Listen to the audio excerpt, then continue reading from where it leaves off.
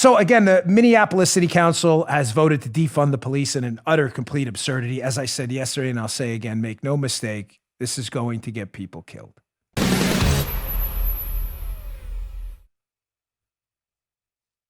I'm not kidding. This is, again, not drama for effect. God forbid this is someone in your family. A community without police is a community in chaos. Have you thought this through? Now, yesterday, we discussed the higher order effects from no policing. The explosive growth of potential terror groups that'll just, why not set up base there? Why would you set up base in New York City if you could set up base in Minneapolis and not have to worry about the cops? The growth of gangs, the growth of organized crime. I discussed all this on yesterday's show. I don't need to hit it again. But as I said this morning, I was on Maria Bartiromo's show on Fox Business News. I was on at 8:30. I'd said to her, are we even considering the low-level crimes as well? If you own a store, what's to stop people from just stealing from your store? Well, they won't do it because they're all really good people. Listen, I'm very sorry you're living in the world as you want it to be and not as it is. But the sad reality, folks, is that there are a lot of people, percentage-wise not a lot, but we have a big population. There are a lot of people that aren't good people, that don't have your best intentions in mind. Who's going to secure your store? Oh, we'll get security. What happens when they bum rush your store? Who's going to stop them? Serious question also. To Mothers Against Drunk Driving that has done tremendous work over the years and other drunk driving, trying to curb drunk driving. What are you going to do? Who are you going to call? Who are you going to call when there's a car weaving across the road, multiple lanes of traffic? What are you going to do? You're going to call a social worker? Again, I'm not knocking social workers. What if he hits a kid? Have we thought about any of this? Who's going to pull him over? A social worker? In what? In what? What are they going to pull him over in? Their Honda CRV? Put a little red light in a window? They even have authority to do that?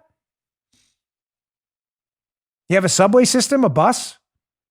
What happens if people get on the bus? Bus driver, I'm not paying. Who's the bus driver going to call?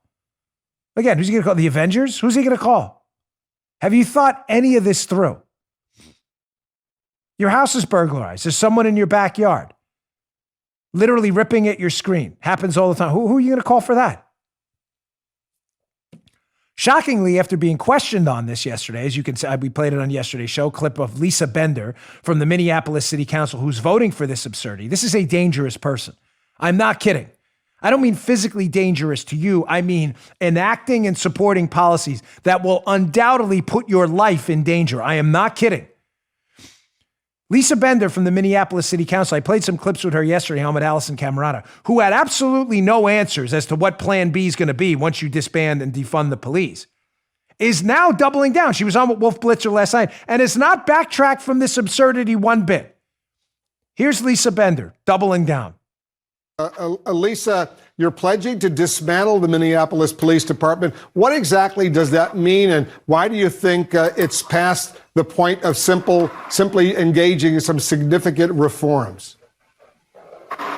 Yes, well, over the last 2 weeks, we've seen thousands of people in Minneapolis take to the streets and raise their voices for change, telling us that incremental reform has not worked to keep our community safe. We're also seeing major institutions like the University of Minnesota, our parks and schools, major businesses and arts institutions ending their relationship with our police department. So it is clear that we need to make major shifts, both in the short term and that our community is ready to reimagine public safety from the ground up, to think holistically, to make sure every single member of our community is safe. This is insanity.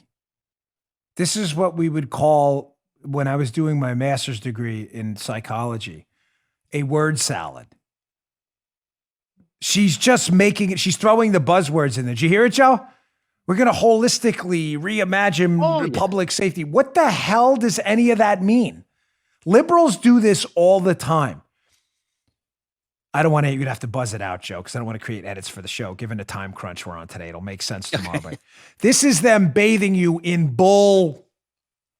You fill in the rest. rhymes with spit. They're going to holistically reimagine public safety, reimagine it. Oh, yeah, they're reimagining it. But what they're imagining is going to be a scene out of Death Wish. Folks, I can't warn you again in strong enough terms. I'm humbly, and I'm not kidding, and with the greatest of respect to my sane liberal friends out there who watch this show, please don't do this. And if you do this, please don't move and pull this stuff where I am. You are going to have to live with it. I can't tell you what to do. It's a free country. I'm begging you, please stay where you are and don't bring this to my neighborhood, this defund the police. Please. I have kids. We respect our police over here and they respect us back. It's a symbiotic relationship, as it always should be.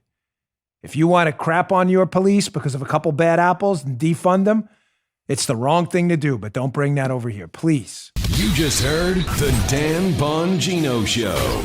You can also get Dan's podcasts on iTunes or SoundCloud and follow Dan on Twitter 24/7 @DBongino.